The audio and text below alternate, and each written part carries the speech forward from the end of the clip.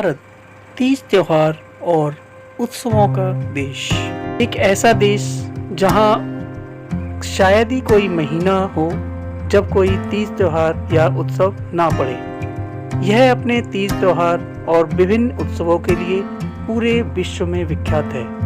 भारत के विभिन्न उत्सवों में से एक है कावड़ यात्रा, जो कि श्रावण मास में शुरू होती है। आज के इस वीडियो में आपको हम इस यात्रा के बारे में विस्तृत जानकारी देने जा रहे हैं। वीडियो में आगे बढ़ने से पहले आप अगर चैनल पर नए हैं तो कृपया सब्सक्राइब करें और बेल आइकन अवश्य दबाएं, ताकि आपको हमारे ऐसे जानकारीपूर्ण वीडियो समय पर मिलते रहे।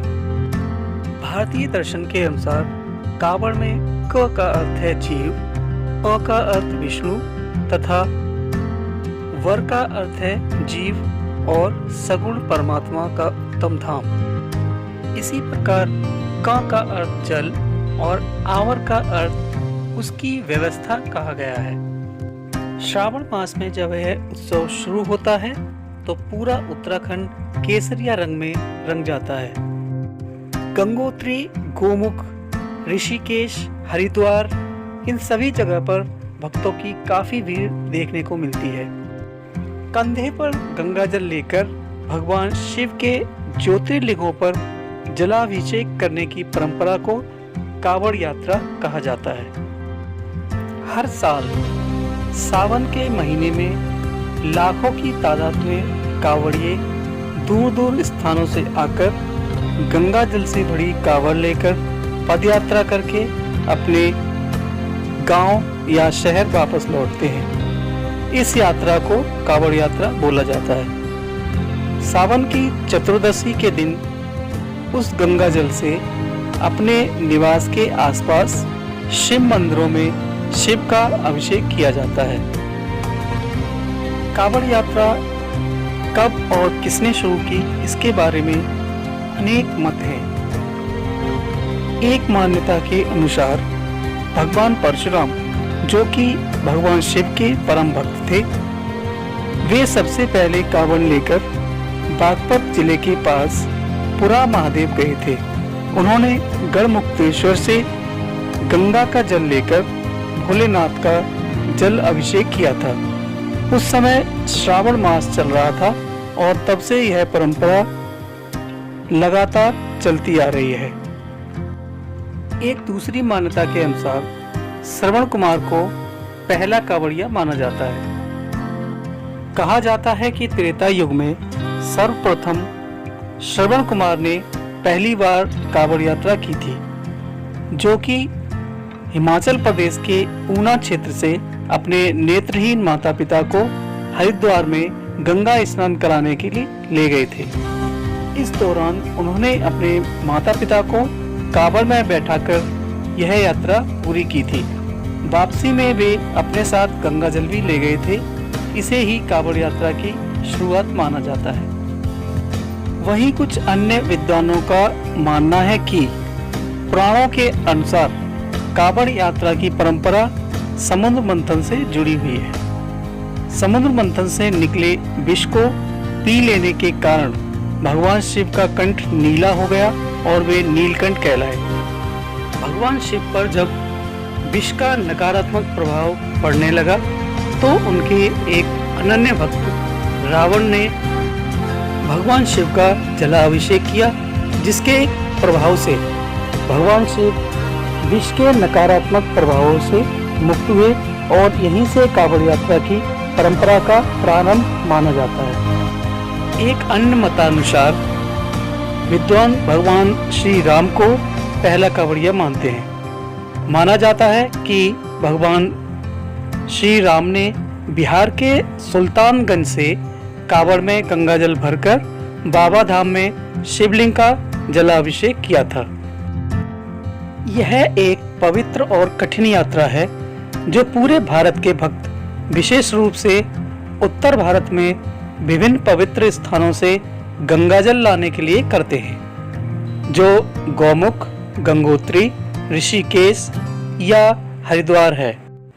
श्रद्धालु इस यात्रा के दौरान पवित्र गंगा नदी में डुबकी लगाते हैं और वे कावड़ को अपने कंधों पर ले जाते हैं। ये जो दृश्य आप देख रहे हैं यह हरिद्वार का है, जहां हजारों की संख्या में श्रद्धालु आपको नजर आएंगे। यह स्थान हरिद्वार का हर की पौड़ी कहलाता है। यह घाट हरिद्वार का सबसे प्रमुख घाट है और इसे ब्रह्मकुंड के नाम से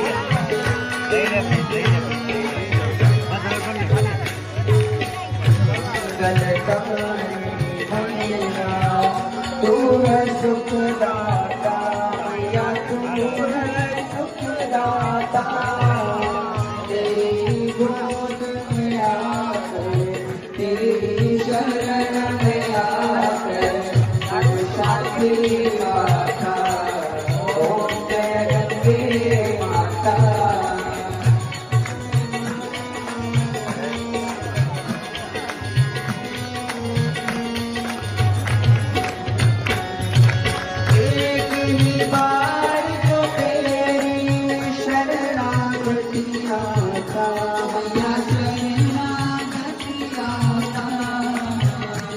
हर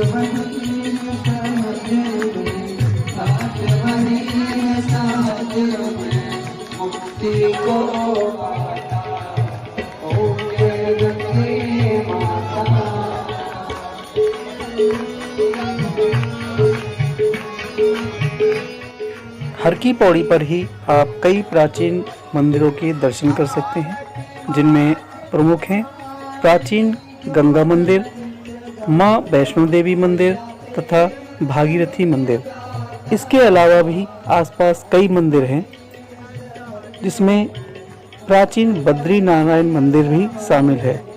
इसके अलावा यहाँ महर्षि वाल्मीकि मंदिर, शिव पार्वती मंदिर, श्री हनुमान मंदिर, माता महाकाली मंदिर प्रमुख हैं। इस समय श्रावण मास चल रहा है और कावड़ ले जाने का समय है, तो आप यहाँ लाखों की संख्या में श्रद्धालुओं को देख सकते हैं। बहुत सारे श्रद्धालु यहाँ से कावड़ को लेकर जाते हैं। कावड़ यात्रा 4 प्रकार से की जाती है। सबसे पहले आती है सामान्य कावड़।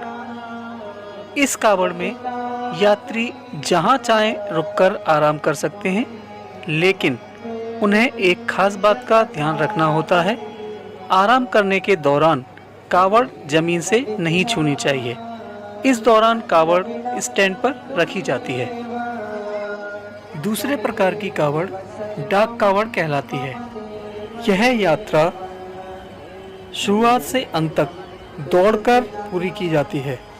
इसमें बहुत सारे लोग शामिल होते हैं, जो कि समय समय पर जल को लेते हैं और आगे दौड़कर यात्रा पूरी करते हैं और दूसरे साथी को दे देते हैं। इस तरह यह यात्रा कई दिनों तक लगातार चलती है और वास्तव में यह यात्रा बहुत ही कठिन होती है, क्योंकि इतनी दूर से जहाँ से आप कार या बस में बैठकर ही थक जाते हैं, वहाँ से ये लोग दौड़कर यात्रा पूरी करते हैं, जो कि सचमुच एक अद्भुत अनुभव रहता है। तीसरी प्रकार की कावड़ खड़ी कावड़ कहलाती है।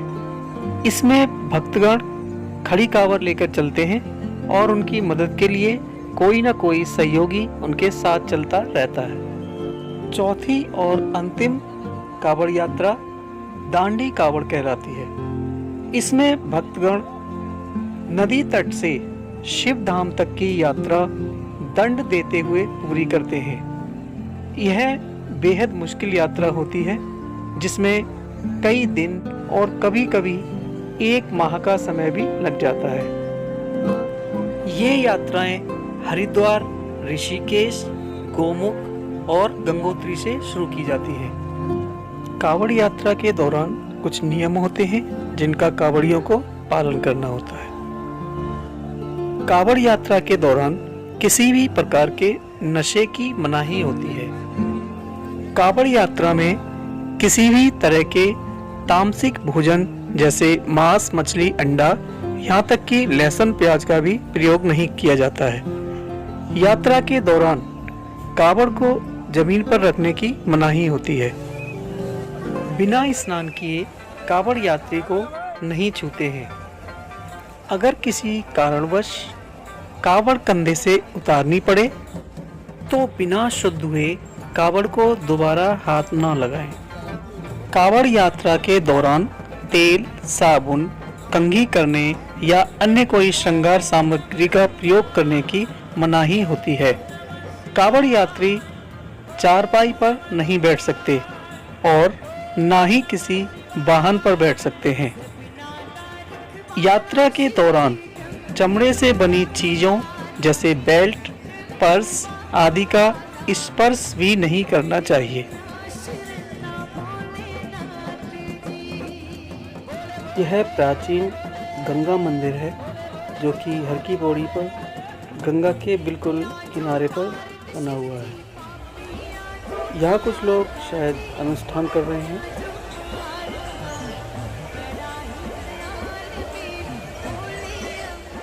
यहाँ आप गंगा को पहाड़ों से निकलकर मैदानी क्षेत्र की तरफ जाते हुए देख सकते हैं, क्योंकि हरिद्वार से पहले गंगा नदी पहाड़ी क्षेत्रों से गुजरकर आती है, इसलिए हरिद्वार में पानी की रफ्तार काफ़ी तेज़ होती है, जो यहाँ आप देख ही सकते हैं। यहाँ से आप जितना ऊपर की तरफ जाएंगे, गंगा की गति उतनी ही तीव्र देखने को मिलेगी। पहाड़ों पे गंगा का आकार थोड़ा छोटा देखने को मिलेगा, लेकिन जो गति है वो बहुत ही तीव्र हो जाती है। वैसे तो गंगा का उद्गम स्थल गंगोत्री से माना जाता है, लेकिन गंगा नदी मुख्यतः देवप्रयाग के बाद ही बनती है। देवप्रयाग में दो नदियों अलकनंदा और भागीरथी का संगम होता है।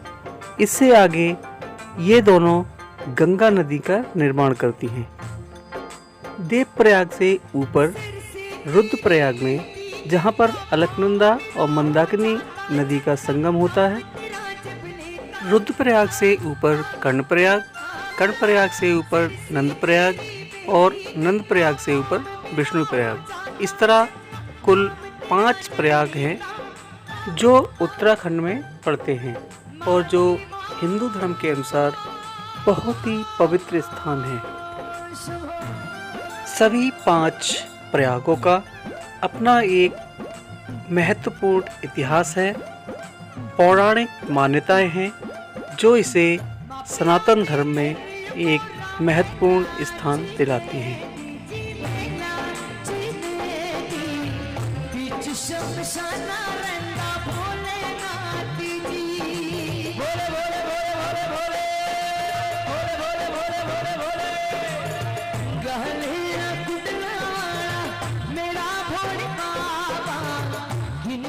हरिद्वार में आपको कई हाथ से बने हुए सामान मिल जाते हैं जो दूसरे जगहों पर या तो मिलते नहीं हैं या फिर बहुत महंगे मिलते हैं।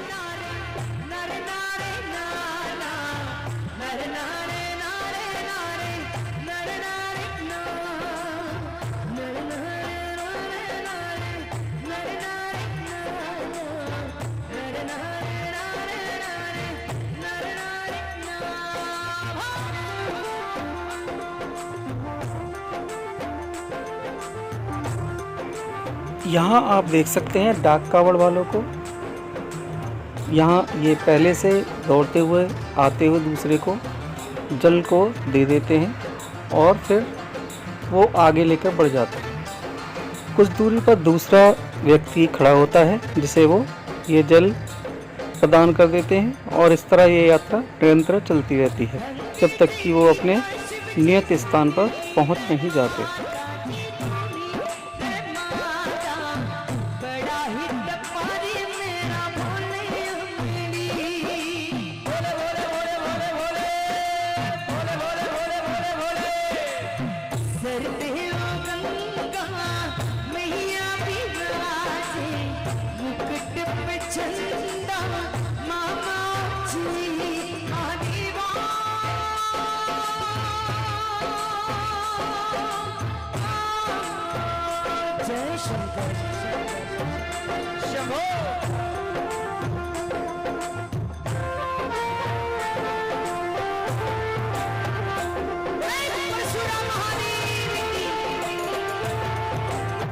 सनातन धर्म दुनिया का सबसे प्राचीन धर्म है।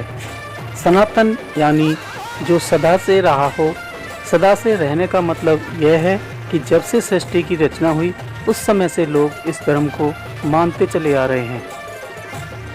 हिंदू धर्म की मान्यता है कि ईश्वर कण कण में और हर क्षण में हर स्थान पर मौजूद है। स्त्री पुरुष समानता का भाव जैसा हिंदू धर्म में दिखाया गया है वैसा किसी अन्य धर्म में नहीं है। इसका प्रमाण भगवान शिव का यह अर्धनारीश्वर स्वरूप है, जिसमें शिव के आधे अंग में देवी आदिशक्ति का वास माना गया है।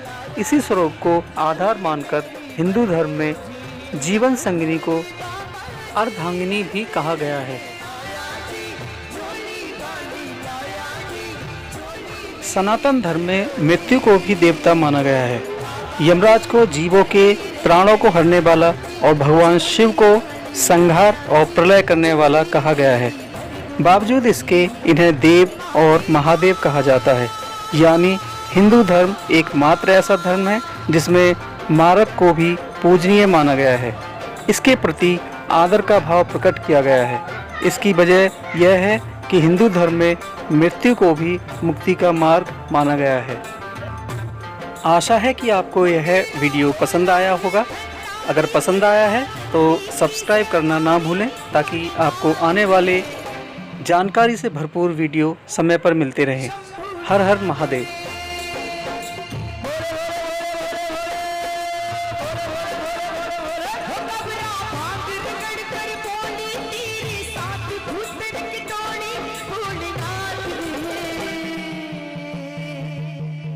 शंकर नाथ रे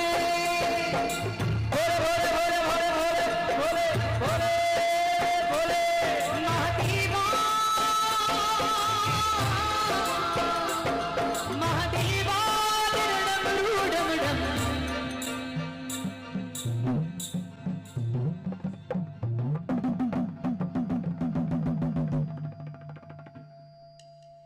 बजता ही जाने